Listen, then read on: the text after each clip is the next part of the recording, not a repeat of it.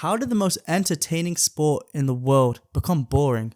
It's crazy to think that the sport that was once known as the most exciting, thrilling sport in the world is now many times considered quite boring. And it's mad to think that back a few decades ago, so many boxing fans were from a younger audience, and nowadays it's completely different. In fact, up until we had a whole influencer boxing thing, most of the age range of boxing fans are actually no longer kids. And even from looking at my channel analytics, it's actually most likely that you watching this are in the 18 to 24 age range or the 25 to 35 range. And if you aren't in that age range, drop a comment below telling me your age. But my point is that most boxing fans are older than what they used to be. Why though? Well, there's so many different factors that led to boxing being more boring than before. And we're going to dive into a couple of those factors today. So without wasting any more time, let's jump into that. First of all, to understand why boxing feels stagnant today, we need to rewind to its golden era, the 70s and 80s. They were brimming with huge personalities and insane rivalries. Muhammad Ali's charisma, Mike Tyson's ferocity, and Sugar Ray Leonard's technical brilliance captivated millions of fans around the world. Fights weren't just sporting events, they were cultural phenomena. Back then, the stakes were clear. The best fought the best, often more than once, creating legacies that lasted for generations to come. People had a favourite fighter and would be excited to see them take on someone else's favourite fighter in a fight where no one would really know who would win. And most of the time, it would make for a timeless classic fight with the winner going on to be a great in the sport and a future Hall of Famer. What I'm trying to say is, fighters back in the day were really looked at as heroes, but can we really say the same about the top fighters nowadays? And yes, some we can, but it doesn't even compare to the excitement these old fighters brought to the sport. These rugged, rough champions would go into that ring and go to war, giving their everything, no matter the consequence, and we just don't see that type of boxing too often nowadays from the top names. The second factor we have is the rise of boxing politics.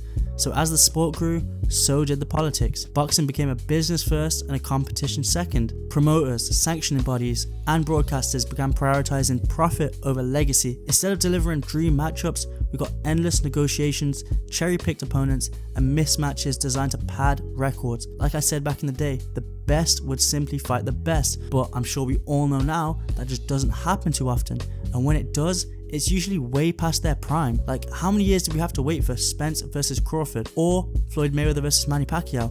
Way too long, and much longer than we should have had to wait, and all because of boxing politics. Not to mention, multiple belts across different organizations diluted the meaning of being a champion. Instead of one unified title holder, we got confusing alphabet soup: WBA, WBC, IBF, WBO. Fans are left asking, who's the real champ? And that brings me on to my third point, and the biggest reason, in my opinion, it's the defensive era. And honestly, the biggest person to blame for this is this guy right here, Floyd Mayweather Jr.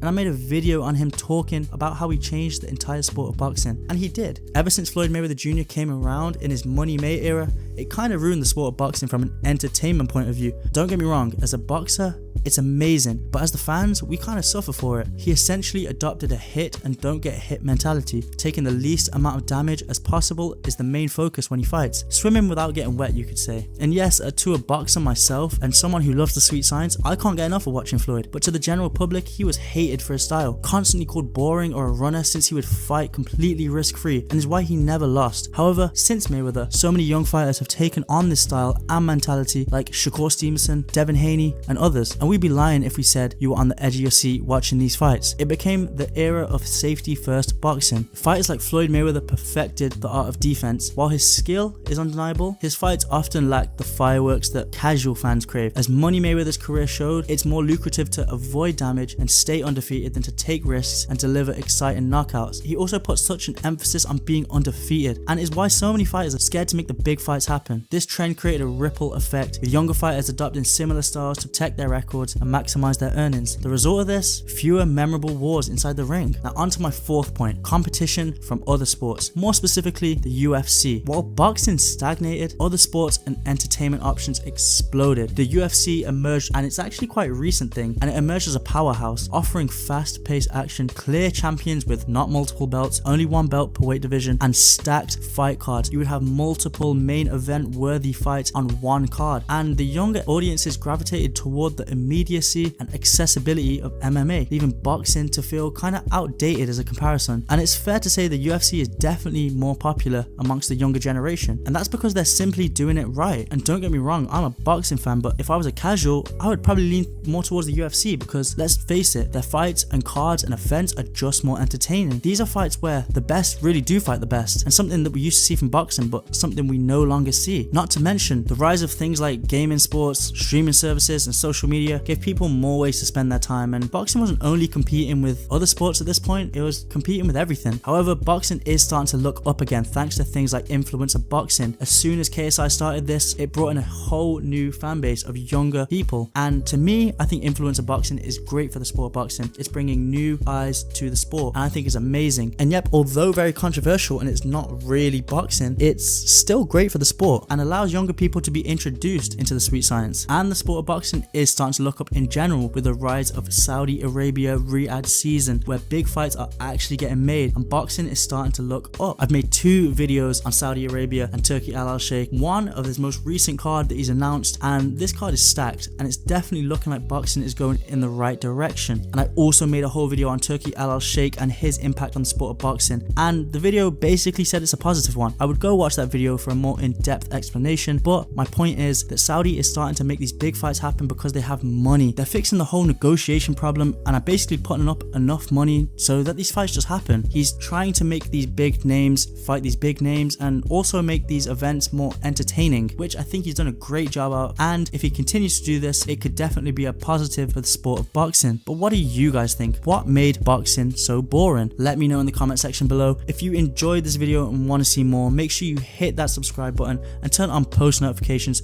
so you don't miss an upload. Anyways, that'll be all. I'll catch you in the next one.